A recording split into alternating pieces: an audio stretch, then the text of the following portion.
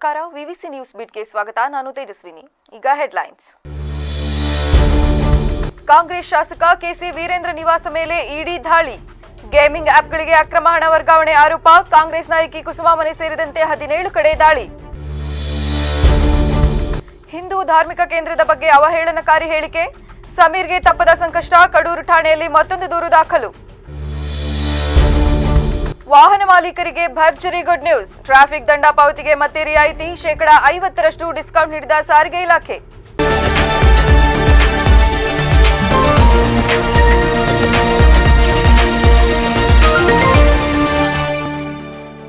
ವಾರ್ತೆಗಳ ವಿವರ. ಕಾಂಗ್ರೆಸ್ ಶಾಸಕ ಕೆಸಿ ವೀರೇಂದ್ರ ಪಪ್ಪಿ ಹಾಗೂ ಅವರ ಸಹೋದರರ ಚಳ್ಳಕೆರೆ ಪಟ್ಟಣದಲ್ಲಿರುವ 4 ನಿವಾಸಗಳ ಮೇಲೆ ಇಡಿ ಅಧಿಕಾರಿಗಳು ದಾಳಿ ನಡೆಸಿ ಪರಿಶೀಲನೆ ಮಾಡುತ್ತಿದ್ದಾರೆ. ಖಾಸಗಿ ವಾಹನಗಳಲ್ಲಿ ಆಗಮಿಸಿದ ಇಡಿ ಅಧಿಕಾರಿಗಳು ಚಿತ್ರದುರ್ಗ ಜಿಲ್ಲೆ ಚಳ್ಳಕೆರೆ, ಬೆಂಗಳೂರು, ಗೋವಾ ಸೇರಿ 17 ಕಡೆ ದಾಳಿ ನಡೆಸಿದ್ದಾರೆ. ಕೆಸಿ ನಾಗರಾಜ, ಕೆಸಿ ತಿಪ್ಪೇಸ್ವಾಮಿ ನಿವಾಸಗಳಲ್ಲಿ ಇಡಿಯಿಂದ ಪರಿಶೀಲನೆ ನಡೆಯುತ್ತಿದೆ. 20ಕ್ಕೂ ಹೆಚ್ಚು ವಾಹನಗಳಲ್ಲಿ ಬಂದಿರುವ 40ಕ್ಕೂ ಹೆಚ್ಚು ಇಡಿ ಅಧಿಕಾರಿಗಳು ಮನೆಗಳಲ್ಲಿ ಪರಿಶೀಲನೆ ನಡೆಸುತ್ತಿದ್ದಾರೆ. ಈ ಹಿಂದೆ 2016ರ ಡಿಸೆಂಬರ್ 11ರಂದು ಕೆಸಿ ವೀರೇಂದ್ರನ ಮನೆ ಮೇಲೆ ಐಟಿ ದಾಳಿ ನಡೆದಿತ್ತು. ವೀರೇಂದ್ರ ಅವರ ಮನೆಯ ಬಾತ್ರೂಮ್ನಲ್ಲಿ 5 ಕೋಟಿ ರೂಪಾಯಿಗೂ ಹೆಚ್ಚು ಹಣ, 30 ಕೆಜಿಗೂ ಹೆಚ್ಚು ಚಿನ್ನ ಪತ್ತೆಯಾಗಿತ್ತು. ಕೆಸಿ ವೀರೇಂದ್ರ ಅವರ ಒಡೆತನದ ಕಂಪನಿಗಳಿಂದ ಗೇಮಿಂಗ್ ಆಪ್ಗಳಿಗೆ ಅಕ್ರಮ ಹಣ ವರ್ಗಾವಣೆ ಆರೋಪ ಕೇಳಿಬಂದಿತ್ತು. ವೀರೇಂದ್ರಗೆ ಸೇರಿದ ರತ್ನ ಗೋಲ್ಡ್, ರತ್ನ ಮಲ್ಟಿ ಸೋರ್ಸ್, ಪಪ್ಪಿ ಟೆಕ್ನಾಲಜಿ, ರತ್ನ ಗೇಮಿಂಗ್ ಸೊಲ್ಯೂಷನ್ ಸೇರಿ ಇತರೆ ಕಂಪನಿಗಳಿಂದ ಅಕ್ರಮ ಆರೋಪ ಹಿನ್ನೆಲೆ ದಾಳಿ ನಡೆದಿದೆ. ಕಾಂಗ್ರೆಸ್ ಶಾಸಕ ವೀರೇಂದ್ರ ಪಪ್ಪಿ ಅವರೊಂದಿಗೆ ಆರ್ಥಿಕ ವ್ಯವಹಾರ ಹೊಂದಿದ್ದ ಹಿನ್ನೆಲೆ ಕಾಂಗ್ರೆಸ್ ನಾಯಕಿ ಕುಸುಮಾ ನಿವಾಸ ಮೇಲೆ ದಾಳಿ ನಡೆಸಲಾಗಿದೆ. ಬೆಳಗ್ಗೆಯಿಂದಲೇ ಇಡಿ ಶೋಧ ಆರಂಭಿಸಿದ್ದು, ಬೆಳ್ಳಂಬೆಳಗ್ಗೆ ಬೆಂಗಳೂರಿನ ರಾಜರಾಜೇಶ್ವರಿ ನಗರದ ಮನೆ ಮೇಲೆ ಇಡಿ ದಾಳಿ ನಡೆಸಿದೆ. ಯೂಟ್ಯೂಬರ್ ಎಂಡಿ ಸಮೀರ್ ವಿರುದ್ಧ ವಿಶ್ವ ಹಿಂದೂ ಪರಿಷತ್ ಸದಸ್ಯ ಮಂಜು ಜೈನ್ ಅವರು ಚಿಕ್ಕಮಗಳೂರಿನ ಕಡೂರು ಪೊಲೀಸ್ ಠಾಣೆಗೆ ದೂರು ನೀಡಿದ್ದಾರೆ. ಸಾಮಾಜಿಕ ಜಾಲತಾಣಗಳಲ್ಲಿ ಹಿಂದೂಗಳ ಧಾರ್ಮಿಕ ಶ್ರದ್ಧಾ ಕೇಂದ್ರದ ಬಗ್ಗೆ ಅವಹೇಳನಕಾರಿಯಾಗಿ ಹೇಳಿಕೆ ನೀಡಿದ್ದಾರೆಂದು ಆರೋಪಿಸಿ ದೂರು ನೀಡಿದ್ದಾರೆ. ಧರ್ಮಸ್ಥಳದ ಬಗ್ಗೆ ಅಪಪ್ರಚಾರ ಮಾಡಿ ನಮ್ಮ ಭಾವನೆಗೆ ಧಕ್ಕೆ ತಂದಿದ್ದಾರೆ. ಅವರ ಮೇಲೆ ಪ್ರಕರಣ ದಾಖಲಿಸಿ ಸೂಕ್ತ ಕಾನೂನು ಕ್ರಮ ಕೈಗೊಳ್ಳಬೇಕೆಂದು ಮನವಿ ಮಾಡಿದ್ದಾರೆ. ಕಡೂರು ಪೊಲೀಸರು ಮಂಜು ಜೈನ್ರಿಂದ ದೂರು ಪಡೆದು ಉನ್ನತ ಅಧಿಕಾರಿಗಳ ನಿರ್ದೇಶನದಂತೆ ಮುಂದಿನ ಕ್ರಮಕ್ಕೆ ಮುಂದಾಗಿದ್ದಾರೆ. ಇನ್ನು ಜಿಲ್ಲೆಯ ಕಳಸಾ ಪಟ್ಟಣದಲ್ಲೂ ಜೈನ್ ಸಮುದಾಯ ಬೃಹತ್ ಪ್ರತಿಭಟನೆ ನಡೆಸಿ ಧರ್ಮಸ್ಥಳದ ಬಗ್ಗೆ ಅಪಪ್ರಚಾರ ಮಾಡುತ್ತಿರುವವರ ವಿರುದ್ಧ ಕಾನೂನು ಕ್ರಮ ಕೈಗೊಳ್ಳುವಂತೆ ಮನವಿ ಮಾಡಿದರು.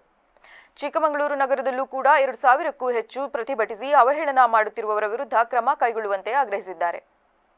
Signal jump, zebra line crossing, helmet, number plate, no parking ಹೀಗೆ ನಾನಾ ಸಂಚಾರ ನಿಯಮಗಳನ್ನು ಉಲ್ಲಂಘಿಸಿ ದಂಡ ಕಟ್ಟದೆ ಹಾಗೆಯೇ ಉಳಿಸಿಕೊಂಡಿರುವವರಿಗೆ ಸಿಹಿ ಸುದ್ದಿ. ಟ್ರಾಫಿಕ್ ದಂಡ ಪಾವತಿ ಮಾಡಲು ಸಾರಿಗೆ ಇಲಾಖೆ ಮತ್ತೊಮ್ಮೆ ರಿಯಾಯಿತಿ ಘೋಷಿಸಿ ಆದೇಶಿಸಿದೆ. ಈ ಮೂಲಕ ದಂಡ ಬಾಕಿ ಉಳಿಸಿಕೊಂಡಿರುವ ರಾಜ್ಯದ ವಾಹನ ಮಾಲೀಕರಿಗೆ ಭರ್ಜರಿ ಗುಡ್ ನ್ಯೂಸ್ ನೀಡಿದೆ. ಟ್ರಾಫಿಕ್ ಉಲ್ಲಂಘನೆ ದಂಡ ಪಾವತಿ ಮಾಡಲು ಸಾರಿಗೆ ಇಲಾಖೆ ಮತ್ತೊಮ್ಮೆ ರಿಯಾಯಿತಿ ಘೋಷಿಸಿ ಆದೇಶಿಸಿದೆ. ಸಂಚಾರಿ ನಿಯಮ ಉಲ್ಲಂಘಿಸಿ ದಂಡ ಕಟ್ಟದ ವಾಹನ ಮಾಲೀಕರಿಗೆ ಬರೋಬ್ಬರಿ 50% ರಿಯಾಯಿತಿ ನೀಡಲಾಗಿದೆ. ಈ ಕುರಿತು ರಾಜ್ಯ ಸಾರಿಗೆ ಇಲಾಖೆ ಅಧೀನ ಕಾರ್ಯದರ್ಶಿ ಪುಷ್ಪಾ ವಿಎಸ್ ಅಧಿಕೃತ ಆದೇಶ ಹೊರಡಿಸಿದ್ದಾರೆ. ದಂಡದ ಅರ್ಧದಷ್ಟು ಹಣ ತುಂಬಲು ವಾಹನ ಸವಾರರಿಗೆ ಅವಕಾಶ ಕಲ್ಪಿಸಿದ್ದು, 50% ದಂಡ ಪಾವತಿ ಮಾಡಲು ಆಗಸ್ಟ್ 23ರಿಂದ ಸೆಪ್ಟೆಂಬರ್ 12ರವರೆಗೆ ಮಾತ್ರ ಅವಕಾಶ ನೀಡಲಾಗಿದೆ. ಈ 50% ಡಿಸ್ಕೌಂಟ್ ಆಫರ್ 2023ರ ಫೆಬ್ರವರಿ 11ರವರೆಗೆ ದಾಖಲಾದ ಪ್ರಕರಣಗಳಿಗೆ ಅನ್ವಯವಾಗಲಿದೆ. 2023ರ ಫೆಬ್ರವರಿ 12ರ ನಂತರದ ಪ್ರಕರಣಗಳಿಗೆ ಇದು ಅನ್ವಯವಾಗುವುದಿಲ್ಲ. ಯಾಕಂದ್ರೆ ಬಹಳ ವರ್ಷಗಳಿಂದ ಟ್ರಾಫಿಕ್ ದಂಡ ಕಟ್ಟದೆ ಹಾಗೆಯೇ ಬಾಕಿ ಉಳಿಸಿಕೊಂಡವರಿಗೆ ಈ ಆಫರ್ ನೀಡಲಾಗಿದೆ. ಇನ್ನುಳಿದಂತೆ 2023ರ ಫೆಬ್ರವರಿ 12ರ ನಂತರದ ಕೇಸ್ಗಳಿಗೆ ಮುಂದಿನ ವರ್ಷ ಆಫರ್ ನೀಡುವ ಸಾಧ್ಯತೆಗಳಿವೆ. ಹಾಸನ ತಾಲೂಕಿನ ಹೊಸೂರು ಮತ್ತು ಹೂವಿನಹಳ್ಳಿ ಕಾವಲು ಗ್ರಾಮದಲ್ಲಿ ರೇಷ್ಮೆ ಬೆಳೆಗೆ ಕಳೆನಾಶಕ ಸಿಂಪಡಿಸಿದ್ದಾರೆ ಎಂಬ ಲಕ್ಷ್ಮೀಶ್ ಅವರ ಆರೋಪಕ್ಕೆ ಸಂಬಂಧಿಸಿದಂತೆ ರೈತ ಮಧು ಪ್ರತಿಕ್ರಿಯೆ ನೀಡಿದ್ದು, ನಾನು ರೇಷ್ಮೆ ಬೆಳೆಗೆ ತಾಕುವಂತೆ ಯಾವುದೇ ಕಳೆನಾಶಕವನ್ನು ಸಿಂಪಡಿಸಿರುವುದಿಲ್ಲ ಎಂದು ವಿವಿಸಿ ವಾಹಿನಿಗೆ ಪ್ರತಿಕ್ರಿಯೆ ನೀಡಿದ್ದಾರೆ. ಈ ಕುರಿತು ಮಾಧ್ಯಮದೊಂದಿಗೆ ಮಾತನಾಡಿದ ಅವರು, ಇದರಿಂದಾಗಿ ಅವರಿಗೆ ಯಾವುದೇ ನಷ್ಟವಾಗಿಲ್ಲ ಹಾಗೂ ಕಳೆಯಿಂದಾಗಿ ರೇಷ್ಮೆ ಬೆಳೆಗೆ ಯಾವುದೇ ಹಾನಿಯಾಗಿರುವುದಿಲ್ಲ. ಇದೆಲ್ಲವೂ ಉದ್ದೇಶಪೂರ್ವಕವಾಗಿ ನನ್ನ ಮೇಲೆ ಮಾಡಿರುವ ಷಡ್ಯಂತ್ರವಾಗಿದೆ. ಇದೆಲ್ಲವೂ ಡೈರಿಗೆ ಸಂಬಂಧಿಸಿದ್ದಾಗಿದ್ದು, ಅದರ ವಿರುದ್ಧವಾಗಿ ನಾನು ನಿಂತಿದ್ದಕ್ಕೆ ನನ್ನ ಮೇಲೆ ಈ ರೀತಿಯ ಆರೋಪ ಮಾಡುತ್ತಿದ್ದಾರೆ. ಜಿಲ್ಲಾಧಿಕಾರಿಗಳವರೆಗೂ ಈ ವಿಷಯ ಹೋಗಿದ್ದು, ಜಿಲ್ಲಾಧಿಕಾರಿಗಳ ಮಾತಿನ ಮೇಲೆ ನನಗೆ ನಂಬಿಕೆ ಇದೆ. ಅವರು ನನಗೆ ನ್ಯಾಯ ದೊರಕಿಸಿಕೊಡುತ್ತಾರೆಂದು ನಂಬಿಕೆ ಇದೆ ಎಂದು ಹೇಳಿದರು. ನನ್ನ ಮೇಲೆ ಉದ್ದೇಶಪೂರ್ವಕವಾಗಿ ಷಡ್ಯಂತ್ರ ಮಾಡಿ ಮಲ್ಲಮ್ಮ ಮತ್ತು ಲಕ್ಷ್ಮೀಶ್ ಮತ್ತು ಅವ್ರ ಮನೆಯವರು ನನಗೆ ತೊಂದರೆ ಕೊಡಬೇಕು ಅಂತ ಉದ್ದೇಶದಿಂದ ನಮ್ಮ ಇದೇನು 1 ಎಕರೆ 20 ಗುಂಟೆ ಜಾಗ ಇದೆ, ಜೋಳ ಹಾಕಿರೋದು, ಅಲ್ಲಿಗೆ ಹೋಗೋ ದಾರಿಯ ಮೊದಲು JCB ತಂದು ಗುಂಡಿ ತೆಗೆದ್ರು. ಮತ್ತು ಅವರೇ ಮುಚ್ಕೊಂಡ್ರು. ಅದಾದ ನಂತರ ಕೊಡಕೆ ನೀರೆಲ್ಲ ತಂದಲ್ಲಿ ಬಿಟ್ಟರು. ಅದಾದ ನಂತರ ಅದ್ರ ಹೋಗೋ ದಾರಿಗೆ ರೇಷ್ಮೆ ಕಡ್ಡಿಯೆಲ್ಲನೂ ಒಟ್ಟು ಭಾರಿ ತೊಂದರೆ ಕೊಟ್ಟರು. ನಾವು ಆದ್ರೂ ಬೇರೆ ಕಡೆ ದಾರಿಯಿಂದ ಹೋಗಿ ನನ್ನ ಜೋಳಕ್ಕೆ ನಮ್ಮ 1 ಎಕರೆ 20 ಗುಂಟೆ ಏನು ಜಾಗ ಇದೆ ಅದಕ್ಕೆ ನಾನು ಬೆಳೆ ಮಾಡಿದೆ. ಆ ಬೆಳೆಯಲ್ಲಿ ಕಳೆ ಇರೋ ಕಾರಣದಿಂದ ನನ್ನ ಜಮೀನಿಗೆ ನಾನು ಕಳೆನಾಶಕ ಹೊಡೆದಿದ್ದೀನಿ. ಅದನ್ನ ಇವರು ಉದ್ದೇಶಪೂರ್ವಕವಾಗಿ ನನ್ನ ಮೇಲೆ ಕೇಸ್ ಮಾಡಬೇಕು ಅಂಥೇಳಿ ಸರಿಯಾದ ಮಾಹಿತಿಯ ನಮ್ಮ ಚಾನಲ್ನವರಿಗೆ ತಿಳಿಸ್ತಲೇ ಇವ್ರಿಗೆ ಯಾವ ಥರ ಬೇಕೋ ಆ ಥರ ಹೇಳಿದ್ದಾರೆ. ಇಲ್ಲಿ ಯಾವುದೇ ರೀತಿ ನಷ್ಟ ಆಗಿಲ್ಲ, ರೇಷ್ಮೆಗೆ ಯಾವುದೇ ರೀತಿ ಆರಿಲ್ಲ, ಬೆಳೆನೇ ನಾಶ ಆಗಿದೆ ಎಂದರೆ ಬೆಳೆ ವಿಡಿಯೋದಲ್ಲಿ ನೋಡಿ ಯಾವುದೇ ರೀತಿ ನಾಶ ಆಗಿಲ್ಲ. ಏನೋ ತಳಿಗೆ ಒಂದು ಎಲೆಗೆ ಆರಿದೆ ಅಷ್ಟೇ, ಅದು ಬಿಟ್ಟು ಇಡೀ ಹೊಲಕ್ಕೆ ಎಲೆನ ಆರಿಲ್ಲ. ಹುಳ ಸತ್ತಿಲ್ಲ. ಹುಳ ಸತ್ತಿದೆ ಅಂತ ಹೇಳಿದ್ರೆ ಲಕ್ಷಾಂತರ ರೂಪಾಯಿ ನಷ್ಟ ಇದೆ, ದಂಡ ಕಟ್ಕೊಡ್ಬೇಕು ಅಂದಿದ್ದಾರೆ. ಯಾವುದೇ ರೀತಿ ಲಕ್ಷಾಂತರ ರೂಪಾಯಿ ದಂಡ ಇಲ್ಲ. ಲಾಸ್ ಆಗಿ ಇದಾಗಿದ್ರೆ 10 ಲಕ್ಷದ ಕಾರು 5 ಲಕ್ಷದ ಟ್ಯಾಕ್ಟ್ರಿ ಎಲ್ಲ ಎಲ್ಲಿ ಬರೋದು. ಯಾವುದೇ ವಿಚಾರನಲ್ಲಿ ಸರಿಯಾದ ರೀತಿ ತಿಳಿದು ಹೇಳ್ಬೇಕು. ಚಾನಲ್ ಇದೆ ಅಂತ ಹೇಳಿ, ಟೇಷನ್ ಇದೆ ಅಂತೇಳಿ ದುರುದ್ದೇಶದಿಂದ ಏನು ಬೇಕು ಅದನ್ನೇ ಮಾಡ್ತಿದೆ. ಇದಕ್ಕೆಲ್ಲ ಕಾರಣ ನಮ್ಮೂರು ಡೈರಿಲಿ ನಡೆದಿರೋ ಅವ್ಯವಹಾರನೇ ಕಾರಣ. ನಾನು 3-4 ವರ್ಷದಿಂದ ಇಲ್ಲಿ ಲೆಕ್ಕ ಕೇಳ್ತಾಯಿದ್ದೀನಿ, ನಮಗೆ ಸರಿಯಾದ ರೀತಿ ಲೆಕ್ಕ ಕೊಡ್ತಿಲ್ಲ. ಅದಕ್ಕೋಸ್ಕರ ನನ್ನ ಮೇಲೆ MP ಎಲೆಕ್ಷನಲ್ಲಿ ಉದ್ದೇಶಪೂರ್ವಕವಾಗಿ ನಾನು ಗಲಾಟೆಗೆ ಹೋಗ್ದವ್ರು ನನ್ನ ಗಲಾಟೆಗೆ ಸೇರಿಸಿ FIR ಮಾಡಿಸಿದ್ರು. ಅವ್ರಿಗೆ ಸರಿಯಾದ ರೀತಿ ವಿಚಾರ ತಿಳಿಸ್ತಲೇ ಯಾವುದೋ ಒಂದು ಎಲೆಗಾರಿರೋದನ್ನೇ ಇಡೀ ಹೊಲನೇ ಬಂದು ಇದೆ, ನಮಗೆ ಲಾಸ್ ಆಗಿ ಅಂತೆಲ್ಲ ಉದ್ದೇಶಪೂರ್ವಕವಾಗಿ ಇವರು ಹೇಳಿಕೆ ಕೊಟ್ಬಿಟ್ಟು ತಾಯಿ ಮಗ ನನ್ನ ಮತ್ತು ನಮ್ಮ ತಂದೆಯಾದ ಅಮಾಸೇಗೌಡರು ಮಗ ಆದಂಥ ಮಧು ಅಂತ ಹೇಳಿದ್ದಾರೆ. ಯಾವುದೇ ರೀತಿ ಅವ್ರಿಗೆ ತೊಂದರೆ ಕೊಟ್ಟಿಲ್ಲ. ಇವರು ಒಟ್ಟಿಗೆ ನಮ್ಮ ಮೇಲೆ ಅಪಪ್ರಚಾರ ಮಾಡಬೇಕು, ನಮ್ಮನ್ನು ಮಾನಹಾನಿ ಮಾಡಬೇಕು ಅಂತ ಇಷ್ಟೊಂದು ಉಪಯೋಗಿಸ್ಕೊಂಡರೆ. ನಮ್ಮ ಊರಿಂದು ಬೆಳೆ ವೀಕ್ಷಣೆ ಮಾಡೋಕ್ಕೆ ಅಂತ ನೂತನ ಜಿಲ್ಲಾಧಿಕಾರಿಗಳಾದಂಥ ನಮ್ಮ DC ಮೇಡಮ್ ಅವ್ರು ಬಂದಿದ್ದರು. ಅವರು ಬೆಳೆ ನೋಡಿ ಅವ್ರು ಹೇಳಿದ 2 ಮಾತು ನನಗೆ ನ್ಯಾಯ ಸಿಗುತ್ತೆ ಅನ್ನೋ ನಂಬಿಕೆ ಬಂತು. ಹಾಸನ ತಾಲೂಕಿನ ಹನುಮಂತಪುರ ಸಮೀಪದ ಮುತ್ತಿಗೆ ಹಿರೇಹಳ್ಳಿ ಸರ್ಕಾರಿ ಪ್ರೌಢಶಾಲೆಯಲ್ಲಿ ಶ್ರೀ ಕ್ಷೇತ್ರ ಧರ್ಮಸ್ಥಳ ಗ್ರಾಮಾಭಿವೃದ್ಧಿ ಯೋಜನಾ ವತಿಯಿಂದ ಸ್ವಾಸ್ಥ್ಯ ಸಂಕಲ್ಪ ಕಾರ್ಯಕ್ರಮ ಯಶಸ್ವಿಯಾಗಿ ಜರುಗಿತು. ಈ ಕಾರ್ಯಕ್ರಮವನ್ನು ಉದ್ಘಾಟಿಸಿ ಮಾನ್ಯ ಯೋಜನಾಧಿಕಾರಿಗಳಾದ ಧನಂಜಯ್ ಪ್ರಾಸ್ತಾವಿಕ ನುಡಿಗಳನ್ನಾಡಿದರು. ಸಂಪನ್ಮೂಲ ವ್ಯಕ್ತಿಯಾದಂಥ ಶ್ರೀ ಯೋಗಾನಂದ ಅವರು ಮಾತನಾಡಿ, ವಿದ್ಯಾರ್ಥಿಗಳು ಮಾದಕ ವಸ್ತುಗಳು ಹಾಗೂ ದುಶ್ಚಟಗಳಿಂದ ದೂರವಿದ್ದು ಉತ್ತಮ ಬದುಕನ್ನು ರೂಪಿಸಿಕೊಳ್ಳಬೇಕು ಎನ್ನುವ ಮೂಲಕ ವಿದ್ಯಾರ್ಥಿ ಜೀವನದಲ್ಲಿ ಸದೃಢ ಬದುಕನ್ನು ರೂಪಿಸುವಲ್ಲಿ ಅಳವಡಿಸಬೇಕಾದ ಜೀವನ ಕ್ರಮದ ಬಗ್ಗೆ, ಉತ್ತಮ ಆಹಾರ, ಯೋಗ, ಒಳ್ಳೆಯ ಆಚಾರ ವಿಚಾರಗೊಳಿಸಲು ಮಾಹಿತಿ ನೀಡಿದರು.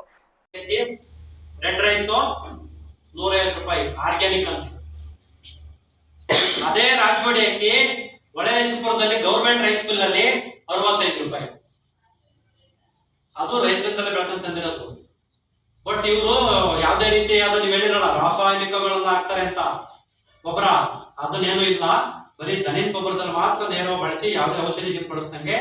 ಕಾರ್ಯಕ್ರಮದಲ್ಲಿ ಪ್ರೌಢಶಾಲೆಯ ಮುಖ್ಯೋಪಾಧ್ಯಾಯೆ ಸರೋಜಬಾಯಿ, ಮೇಲ್ವಿಚಾರಕ ನವೀನ್ ಕುಮಾರ್, ಹಳ್ಳಿ ಮೈಸೂರು ಸೇವಾ ಪ್ರತಿನಿಧಿ ಯೋಗೇಶ್, ಆದಿತ್ಯ, ಶಾಲೆಯ ಶಿಕ್ಷಕ ವೃಂದ ಹಾಗೂ ವಿದ್ಯಾರ್ಥಿಗಳು ಸೇರಿದಂತೆ ಇತರರು ಹಾಜರಿದ್ದರು. ಕರ್ನಾಟಕ ಮಾತ್ರವಲ್ಲದೆ ಭಾರತವೇ ಡ್ರಗ್ಸ್ ಹಾಗೂ ಮದ್ಯ ಮುಕ್ತವಾಗಬೇಕೆಂದು ಕರ್ನಾಟಕ ರಾಜ್ಯ ನೀತಿ ಮತ್ತು ಯೋಜನಾ ಆಯೋಗದ ಉಪಾಧ್ಯಕ್ಷ ಹಾಗೂ ಶಾಸಕ BR ಪಾಟೀಲ್ ಒತ್ತಾಯಿಸಿದರು. ಪಟ್ಟಣದ ಒಕ್ಕಲಿಗರ ಸಮುದಾಯ ಭವನದಲ್ಲಿ ನಡೆದ ಡ್ರಗ್ಸ್ ಮುಕ್ತ ಭಾರತ ಆಂದೋಲನ ಕಾರ್ಯಕ್ರಮದಲ್ಲಿ ಅಧ್ಯಕ್ಷತೆ ವಹಿಸಿ ಮಾತನಾಡಿದ ಅವರು, ಮದ್ಯ ಮಾರಾಟದಿಂದ ಸರ್ಕಾರಕ್ಕೆ ಸಾವಿರಾರು ಕೋಟಿ ಆದಾಯ ಬರುತ್ತಿದೆಯಾದರೂ ಅದು ಬಡವರ ಕಣ್ಣೀರಿನ ಹಣ, ಪಾಪದ ಹಣವಾಗಿದೆ ಎಂದು ಅಭಿಪ್ರಾಯಪಟ್ಟ ಅವರು, ಈ ವಿಷಯದಲ್ಲಿ ನಾನು ಸರ್ಕಾರದ ಕಿವಿ ಹಿಂಡಲು ಹೋದರೆ ಮನೆಗೆ ಹೋಗಬೇಕಾಗಬಹುದು, ಆದರೂ ನಾನು ಅಂಜುವುದಿಲ್ಲ ಎಂದು ಹೇಳಿದರು.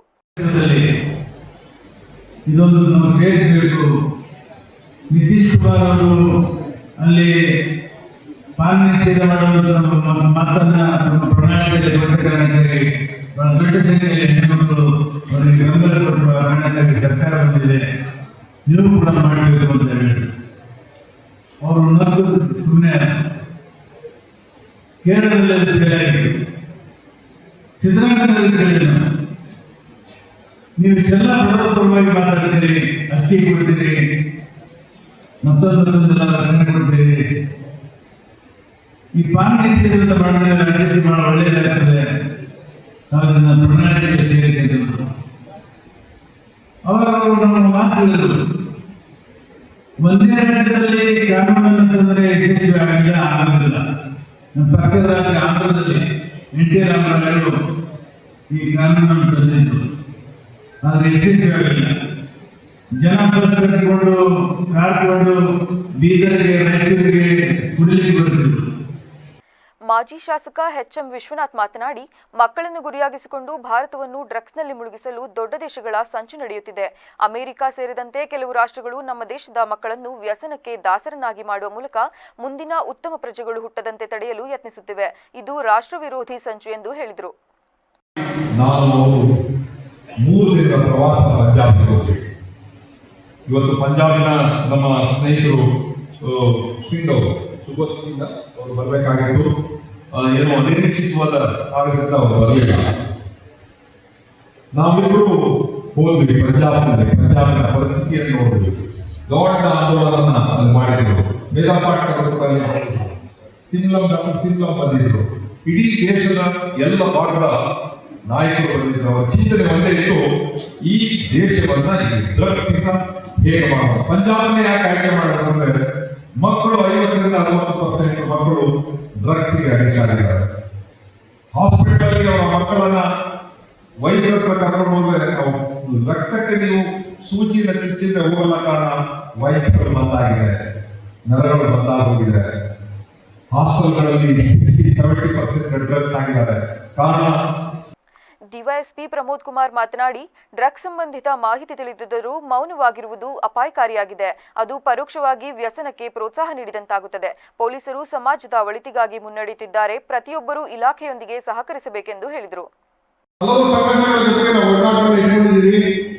ಯಾವುದೇ ಸಂಘಟನೆ ಯಾವುದೇ ಮಾಹಿತಿಯನ್ನು ಕೊಟ್ಟಂತ ಸಂದರ್ಭದಲ್ಲಿ ತಕ್ಷಣ ಆ ಮಾಹಿತಿಗೆ ನಾವು ಸ್ಪಂದಿಸಿ ಅದಕ್ಕೆ ಕಾನೂನು ಕ್ರಮವನ್ನು ಜರುಗಿಸತಕ್ಕಂಥ ಕೆಲಸವನ್ನು ಮಾಡ್ತಾ ಇದ್ದೇವೆ.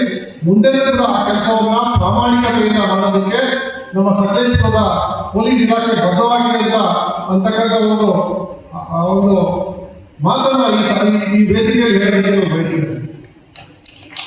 ಯಾಕಂತಂದ್ರೆ ಇದು ನಮ್ಮ ಕಮಿಟ್ಮೆಂಟ್. ನಮಗೆ ಕೆಲಸದ ಜೊತೆಗೆ ಸಮಾಜ ಮುಖ್ಯವಾಗಿ ನಾವು ಮಾಡಬೇಕಾದಂತ ಕೆಲಸ. ಇದಕ್ಕೆ ನಾವೇನು ಯಾವುದೇ ಪ್ರತಿಫಲವನ್ನಾಗಲಿ ನಿರೀಕ್ಷೆ ಮಾಡಬೇಕಾದಂತ ಕೆಲಸ ಇದು ಆದ್ರಿಂದ ಅಂತ ಯಾವುದೇ ಸಣ್ಣ ಮಾಹಿತಿ ಅಥವಾ ಸಣ್ಣ ಅನುಮಾನ ಇದ್ರೂ ಕೂಡ ನಮ್ಮಲ್ಲಿಂದ ಇಲ್ಲದ ಏನೋ ಒಂದು ಚಟುವಟಿಕೆ ನಡೀತಾ ಇದ್ದಾರೆ, ಇಲ್ಲೇನೋ ಕೂತ್ಕೊಂಡೇನೋ ಮಾಡ್ತಾ ಇದ್ದಾರೆ. ಈ ಮಾಹಿತಿಯನ್ನು ದಯವಿಟ್ಟು ನಾವು ಇಲಾಖೆ ಕೊಡಬೇಕು. ನಮ್ಮ ಪೊಲೀಸ್ ಇಲಾಖೆ ತಮ್ಮ ಕೈಯಲ್ಲಿ ಇರ್ತಕ್ಕಂಥ. ಇನ್ನು ಕಾರ್ಯಕ್ರಮದಲ್ಲಿ ಕನ್ನಡ ಸಾಹಿತ್ಯ ಪರಿಷತ್ತಿನ ಅಧ್ಯಕ್ಷ ಶಾರದಾ ಗುರುಮೂರ್ತಿ, ಬಿಇಒ ಪುಷ್ಪ, ವೈದ್ಯ ಡಾಕ್ಟರ್ ನವೀನ್ ಚಂದ್ರ, ಗಾಂಧಿವಾದಿ ಪ್ರಸನ್ನ ಇದ್ದರು. ಕಲ್ಯಾಣ ಕರ್ನಾಟಕದ ಅಭಿವೃದ್ಧಿಗಾಗಿ ಶ್ವೇತಪತ್ರ ಹೊರಡಿಸಬೇಕೆಂದು ಭಾರತೀಯ ಜನತಾ ಪಕ್ಷದ ಸುಧಾ ಹಾಗಲಕಾಯಿ ಆಗ್ರಹಿಸಿದ್ದಾರೆ. ಕಲಬುರಗಿಯಲ್ಲಿ ಸುದ್ದಿಗೋಷ್ಠಿ ನಡೆಸಿ ಮಾತನಾಡಿದ ಅವರು, ಸಿಎಜಿ ತನ್ನ ವರದಿಯಲ್ಲಿ ಕರ್ನಾಟಕ ಸರ್ಕಾರ ತೆಗೆದುಕೊಂಡ ಅನೇಕ ಕಾರ್ಯಕ್ರಮಗಳ ಮುಖಾಂತರ ರಾಜ್ಯದ ಪ್ರಗತಿಗೆ ಹೇಗೆ ಹಿನ್ನಡೆಯಾಗಿದೆ ಎಂಬುದನ್ನು ತನ್ನ ವರದಿಯಲ್ಲಿ ಬಹಳ ಸ್ಪಷ್ಟವಾಗಿ ಹೇಳಿದ್ದಾರೆ. ಪ್ರಸ್ತುತ ಕಾಂಗ್ರೆಸ್ ಸರ್ಕಾರ ಈ ಗ್ಯಾರಂಟಿಗಳ ಮುಖಾಂತರ ಕರ್ನಾಟಕ ರಾಜ್ಯದ ಅಭಿವೃದ್ಧಿ ಕುಂಠಿತವಾಗುವುದಕ್ಕೆ ಕಾರಣವಾಗಿದೆ. ಕರ್ನಾಟಕ ರಾಜ್ಯ ಆರ್ಥಿಕವಾಗಿ ಸಶಕ್ತವಾಗಿದ್ದ ಭಾರತದ ಪ್ರಮುಖ ರಾಜ್ಯಗಳಲ್ಲಿ ಒಂದು. ಬಿಜೆಪಿ ಅಧಿಕಾರದ ಅವಧಿಯಲ್ಲಿ ನಾವು ಈ ರಾಜ್ಯವನ್ನು 1 ಟ್ರಿಲಿಯನ್ ಆರ್ಥಿಕ ಶಕ್ತಿಯಾಗಿ ಹೊರಹೊಮ್ಮುವಂತಹ ಎಲ್ಲ ರೀತಿಯ ನೀಲಿನಕ್ಷೆಯನ್ನು ಕಡೆಗಣಿಸಿ ತಮ್ಮ ಸ್ವಾರ್ಥಪರ ರಾಜಕಾರಣಕ್ಕೆ ಒತ್ತು ಕೊಟ್ಟು ಕರ್ನಾಟಕ ರಾಜ್ಯವನ್ನು ಸಾಲದ ಕೂಪಕ್ಕೆ ತಳ್ಳಿ ರಾಜ್ಯವನ್ನು ಮತ್ತಷ್ಟು ಹಿಂದಕ್ಕೆ ತಳ್ಳಿ 20 ವರ್ಷಗಳಷ್ಟು ಹಿಂದಕ್ಕೆ ಹೋಗುವಂತೆ ಮಾಡಿದ ಈ ಕಾಂಗ್ರೆಸ್ ಸರ್ಕಾರ ಎಂದರು. 7,000 ಕೋಟಿ ಸಾಲ ಜಾಸ್ತಿ ಆಗಿದೆ. ಫಿಸಿಕಲ್ ಡೆಪಾಸಿಟ್ ಡೆಫಿಸಿಟ್ ತಗೊಂಡ್ಬಿಟ್ರೆ ನಿಮಗೆ 46,000 ಕೋಟಿ ಫಿಸಿಕಲ್ ಡೆಪಾಸಿಟ್ 22-23 ಅಲ್ಲಿ ಇತ್ತು. ಈಗ 2023-24 ಅಲ್ಲಿ 63,000 ಕ್ರೋಸ್ ಫಿಸಿಕಲ್ ಡೆಪಾಸಿಟ್ ಆಗಿದೆ. ಇದು ಯಾಕೆ ಅಂತಂದ್ರೆ ಇದೆಲ್ಲ ಏನು 5 ಗ್ಯಾರಂಟೀಸ್ಗಳನ್ನ ಕೊಟ್ಟಿದ್ರಲ್ಲ ರಾಜ್ಯ ಸರ್ಕಾರ, ಅದನ್ನ ಆ ಗ್ಯಾರಂಟೀಸ್ ಸಲುವಾಗಿ ಹಾಕಿದೆ ಅಂತ ಹೇಳ್ಬಿಟ್ಟು ಸಿಎಜಿ ರಿಪೋರ್ಟ್ ಅನ್ನ ಕೊಟ್ಟಿದೆ. ಇಲ್ಲಿ ಯಾವುದೂ ಒಂದು ಡೆವಲಪ್ಮೆಂಟ್ ಆಗಿಲ್ಲ. 1 ಕಿಲೋಮೀಟರ್ ರೋಡ್ ಡೆವಲಪ್ಮೆಂಟ್ ಆಗಿಲ್ಲ ನಮ್ಮ ಕರ್ನಾಟಕದಲ್ಲಿ.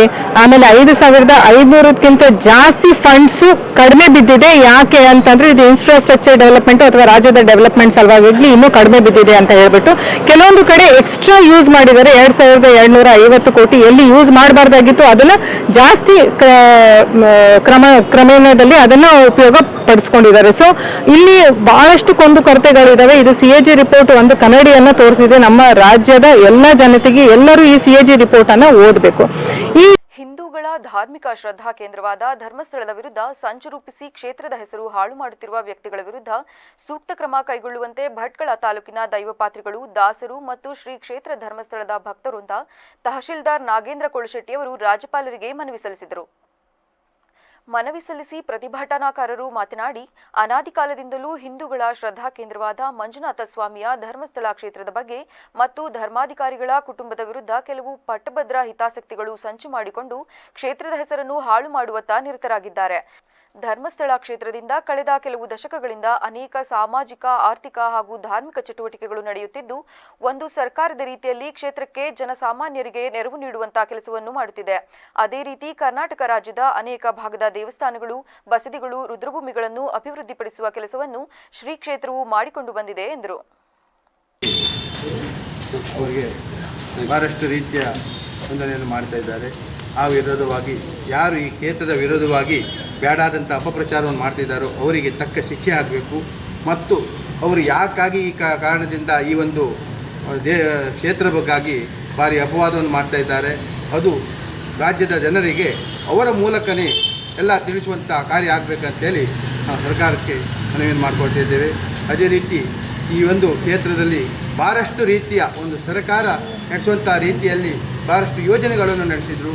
ಬಡ ಜನರಿಗೆ ಭಾಳಷ್ಟು ಅನುಕೂಲವಾಗುವಂಥ ರೀತಿಯಲ್ಲಿ ಕೆಲವೊಂದು ವಿವಿಧ ರೀತಿಯ ಯೋಜನೆಯನ್ನು ಮಾಡ್ತಾ ಭಾಳಷ್ಟು ಕೆಲಸವನ್ನು ಮಾಡಿದ್ದಾರೆ. ಅದೇ ರೀತಿ ಗ್ರಾಮಾಭಿವೃದ್ಧಿ ಯೋಜನೆಯಿಂದ ಭಾಳಷ್ಟು ಜನ ಭಾರಿ ಒಂದು ಸಂಕಷ್ಟದಲ್ಲಿದ್ದಂಥ ಜನರು ಅವರ ಪರಿಹಾರ ದಾರಿಯನ್ನು. ಇನ್ನು ಪ್ರತಿಭಟನೆಯಲ್ಲಿ ಗಣಪತಿ ನಾಯ್ಕ, ಮಂಜುನಾಥ ಗಣಪತಿ ನಾಯ್ಕ, ಸುಡಿಗದ್ದೆ, ಶ್ರೀಧರ ನಾಯ್ಕ ವೆಂಕಟಾಪುರ, ಮೋಹನ್ ದೇವಾಡಿಗ ಹೆಬಳೆ ಮತ್ತಿತರರು ಇದ್ದರು. ಈಗ ಮತ್ತೊಮ್ಮೆ ಹೆಡ್ಲೈನ್ಸ್. ನಮಸ್ಕಾರ, ವಿವಿಸಿ ನ್ಯೂಸ್ ಬೀಟ್ಗೆ ಸ್ವಾಗತ. ನಾನು ತೇಜಸ್ವಿನಿ. ಈಗ ಹೆಡ್ಲೈನ್ಸ್. ಕಾಂಗ್ರೆಸ್ ಶಾಸಕ ಕೆಸಿ ವೀರೇಂದ್ರ ನಿವಾಸ ಮೇಲೆ ಇಡಿ ದಾಳಿ. ಗೇಮಿಂಗ್ ಆಪ್ಗಳಿಗೆ ಅಕ್ರಮ ಹಣ ವರ್ಗಾವಣೆ ಆರೋಪ. ಕಾಂಗ್ರೆಸ್ ನಾಯಕಿ ಕುಸುಮಾ ಮನೆ ಸೇರಿದಂತೆ 17 ಕಡೆ ದಾಳಿ. ಹಿಂದೂ ಧಾರ್ಮಿಕ ಕೇಂದ್ರದ ಬಗ್ಗೆ ಅವಹೇಳನಕಾರಿ ಹೇಳಿಕೆ. ಸಮೀರ್ಗೆ ತಪ್ಪದ ಸಂಕಷ್ಟ. ಕಡೂರು ಠಾಣೆಯಲ್ಲಿ ಮತ್ತೊಂದು ದೂರು ದಾಖಲು.